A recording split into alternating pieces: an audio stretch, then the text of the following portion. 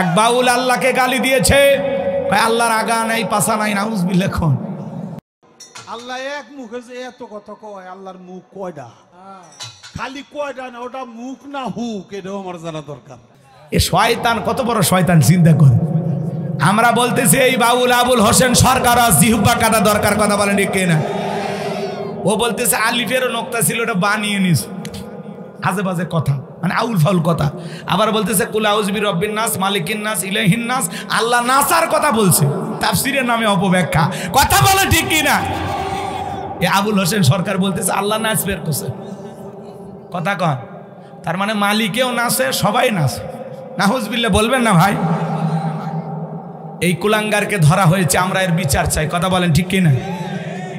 যে জিহ্বা দিয়ে আল্লাহকে অপমান করা হয়, আল্লাহকে কটাক্ষ করা হয়, আল্লাহর শানে বেয়াদবি করে, এই নাস্তিক বেঈমানদের বিচার হওয়া দরকার। এদের এই বাউলের পক্ষে যেই দল যেই নেতা কর্মীরা কথা বলবে, বুঝে নেওয়া লাগবে ওরা নাস্তিকদের পক্ষ নিতে চায়।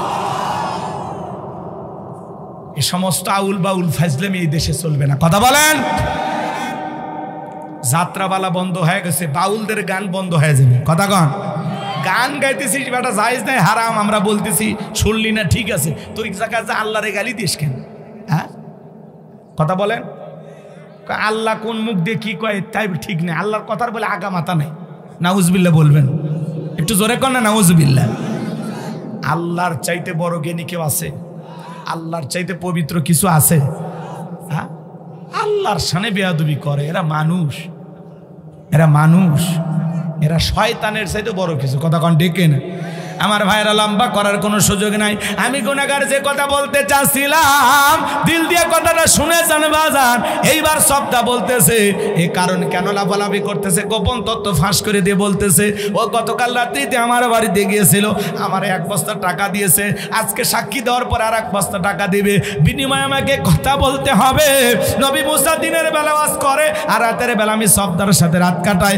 আপনাদেরকে সাক্ষী রেখে বলতেছি মুসা নবীর চরিত্র ফুলের চাইতেও পবিত্র। ওই কারণ হলো আমি সবদার নিয়মিত ভক্ত, বলুন আল্লাহু আকবার। ওয়া মাকারু ওয়া মাকারাল্লাহ আল্লাহু খায়রুল মাকিরিন। খেলা কার? জোরে বলেন খেলা কার? আমার ভাইয়েরা, যে গর্ত করেছে নিজের গর্তে নিজেই পড়েছে, কথা বলেন। এইবার জনসম্মুখে যখন এলো সব প্রকাশ হয়ে গেল, মুসা নবী রাগ কম না বেশি? রেগে যায়, আল্লাহকে বলে আল্লাহ চাইতে গেছিলাম যাকাত, আর আমার বিরুদ্ধে এত বড় অপবাদ, এটা তো মেনে নেওয়া যায় না। আল্লাহ আপনি জমিনকে অর্ডার দেন, জমিন যেন কারণে ধন সম্পদ সহ কারণকে গ্রাস করে ফেলে। আল্লাহ দোয়া মঞ্জুর করলেন, কারণে ধন সম্পদ সহ হাঁটু পর্যন্ত জমিনের ভিতরে চলে গেছে, ও বলে ব্যাপার না, উঠতে পারবো। মাজা পর্যন্ত চলে গেছে, বলে ব্যাপার না, উঠতে পারবো। গলা পর্যন্ত যখন জমিনের ভিতরে চলে গেছে, কারণ তখন ডেকে বলে ও নবী মুসা, ধন সম্পদ যা আছে সব তোমার আর তোমার আল্লাহর, তুমি নিয়ে যাও, জানটা একটু ভিক্ষা দাও। মুসা আলাইহিস সালাম ডেকে বলেন আল্লাহুস সামাদ, আমার আল্লাহ অমুকফেক্ষী, আল্লাহ কারো কাছ থেকে কিছু নেয় না, আল্লাহ শুধু দিয়েই যায়। কারণ রে তোর ধন সম্পদ সহ পৃথিবীর জমিন থেকে চলে যা, আর পৃথিবীর ইতিহাসে সাক্ষী থাক, তোর মতো যারা স্বর্ণ রূপা টাকা পয়সা জমা রাখবে, আল্লাহ রাস্তায় খরচ করবে না, কঠিন কিয়ামতের ময়দানে তুই কারণের কাতারে আল্লাহ তাদেরও বিচার করবে। এই জন্য বাজান গো আমার, যারা স্বর্ণ রূপা টাকা পয়সা জমা রাখে, আল্লাহ রাস্তায় খরচ করতে চায় না, আমার আল্লাহ বলেন তাদের জন্য রয়েছে আযাবের সুসংবাদ। এই জন্য ধনী যদি যাকাত দেয়, ধনীর সম্পদ কমবে না বাড়বে? কমবে না বাড়বে? আরে ভাই, যাকাত দাতা হিসেবে আল্লাহ আপনাকে কবুল করেছেন, এটা ভাগ্যের বিষয়। আমাকে যে আল্লাহ যাকাত দেওয়ার তৌফিক দান করেছেন, এটা কি শুকরিয়ার বিষয়। আলহামদুলিল্লাহ, যাকাত দাতাদের মধ্যে যে আমি একজন, আলহামদুলিল্লাহ। আল্লাহ আমার হাতটা এই জায়গায় রাখছে, এই জায়গায় রাখছে, আল্লাহ চাইলে এই জায়গায় রাখতে পারতো না। এই জন্য যাকাত প্রত্যেক বছর হিসাব করে দেবেন ইনশাআল্লাহ। তাহলে মুমিন বান্দার 3 নাম্বার গুণাবলী, ওয়াল্লাযীনা হুম লিযাকাতি ফাঈলুন। আল্লাহ যদি ধনী বানায়, নিসাব পরিমাণের সম্পদের মালিক বানায় দেয়, হিসাব করে করে বছরে একবার যাকাত দেবেন তো ইনশাআল্লাহ। আল্লাহ আমাদেরকে যাকাত দেওয়ার তৌফিক দান করুন, জোরে বলেন আমিন। যাকাত দেওয়ার অর্থ দান করুন, জোরে বলেন আমিন। বর্তমানে রূপার হিসাবে যাকাত দেবেন, রূপার হিসাবে 90,000 থেকে 1 লাখ টাকা হলে আপনার উপরে যাকাত ফরজ, আর স্বর্ণের হিসাবে তো 15 লাখ পার। অতএব আপনি অল্পটাই ধরেন, কথা কয় না কেন, রূপা হিসেবে ধরে জাকাত দেওয়া শুরু করেন। আল্লাহ আমাদের দেওয়া তৌফিক দান করেন, জোরে বলেন আমিন। এইবার মুমিন মাদ্রাসার নাম্বার গোনা বলি, ওয়াল্লাযীনা হুম লিফুরুজিহিম হাফিজুন।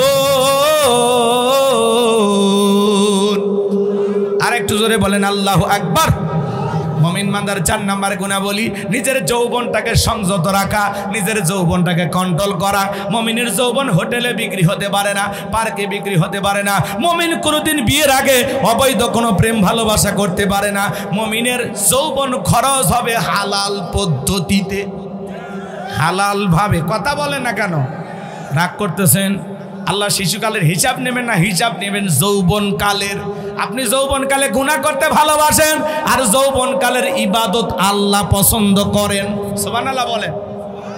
যৌবনকালে লম্বা সময় রুকু করা যায়, লম্বা সময় সিজদায় থাকা যায়, যেটা বৃদ্ধকালে সম্ভব হয় না। 70-80 বছরের বৃদ্ধ মানুষ এই শীতের দিন ঠান্ডা পানিতে ওযু করার ক্ষমতা নাই। চাচিমা যদি গরম পানি করে দেয়, চাচার ভাগ্যে ওযু আছে, নামাজ আছে। চাচিমা যদি গরম পানি না করে দেয়, চাচার ভাগ্যে ওযুও নাই, নামাজও নাই। কথা কন ঠিক কিনা? পৌষ মাস, মাঘ মাস পড়ে গেছে। ওই গভীর শীতে যদি রাত 2টার দিকে কোনো মুরব্বীকে বলেন, চাচা 2000 টাকা দেব, পুকুর থেকে একটু গোসল করে আসেন। ও বলবে, ভাতিজা ওই 2000 টাকা নেওয়ার মতো ওটার মতো শক্তি থাকবে তো?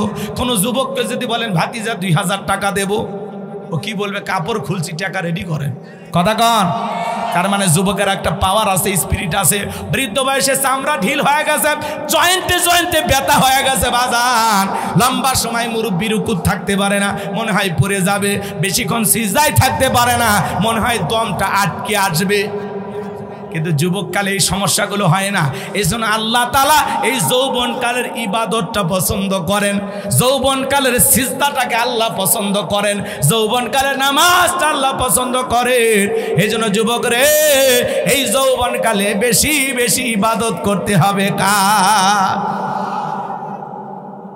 কিন্তু আমরা শয়তানের ওয়াসওয়াসায় পড়ে এই যৌবনকালে বেশি পাপের সাগরে ডুবে থাকি। শয়তানের ওয়াসওয়াসায় পড়তে, গুনাহ করতে মজা লাগে এই সময়টায়। কথা বলে, যখন হয় চামড়া ঢিল তখন দেয় আল্লাহর সাথে মিল, আর এখন চামড়া টাইট, আল্লাহর সাথে করতেছে ফাইট। কথা কর। হে যুবক, এই রঙের যৌবন একদিন জং ধরবে, কাঁচা দাড়ি একদিন সাদা হয়ে যাবে, টাইট চামড়া একদিন ঢিল হয়ে যাবে, তোমারও একদিন 70 বছরের বৃদ্ধর মতো অবস্থা হয়ে যাবে। এজন্য যুবক রে, এই যৌবনকালে আল্লাহর ইবাদত করার দরকার আছে না নাই? আল্লাহর গোলামি করার দরকার আছে না নাই? এই যৌবনকালের ইবাদতটাই আল্লাহ সবচেয়ে বেশি পছন্দ করে। ইসলামের বিজয় যদি আনতে চান, বুড়ো মানুষের দরকার না যুবক? জোরে বলেন। হ্যাঁ, তোমাদের মতো যুবকদের রক্তের উপর ইসলাম প্রতিষ্ঠিত হবে। কথা বলে ঠিক কিনা? এ যুবক, এই দুনিয়াতে গাছ বাঁচানোর জন্য যেমন পানির প্রয়োজন হয়, ইসলাম নামক গাছটাকে জিন্দা রাখতে হলে শহীদের রক্তের ফোঁটার প্রয়োজন হয়। তোর মার মতো টকবকে যুবক যদি এখনই নারায়ে তাকবীর হুঙ্কার দিয়ে ময়দানে নামে, জালেম বেঈমানেরা লুঙ্গি পরার টাইম পাবে না। কথা বলে ঠিক কিনা? যুবকেরাই পারে সমাজকে পরিবর্তন করতে, যুবকেরা পারে দেশকে এগিয়ে নিয়ে যেতে। ছোট ছোট যুবকেরা কি খেলা দেখালো দেখেননি? এ কথা কর। এই জন্য শহীদ আবু সাইদ মুগদের মতো তোমরা দেশের জন্য যেমন লড়তে পারো, আমরা চাই আল্লাহর এই জমিন, আল্লাহর দ্বীনকে প্রতিষ্ঠিত করার জন্য তোমাদেরকে লড়াই করা লাগবে। কারা কারা এই জমিন আল্লাহর দ্বীনকে প্রতিষ্ঠিত করার জন্য লড়াই করতে রাজি? হাত তুলে দেখাও তো দেখি। লিল্লাহি তাকবীর।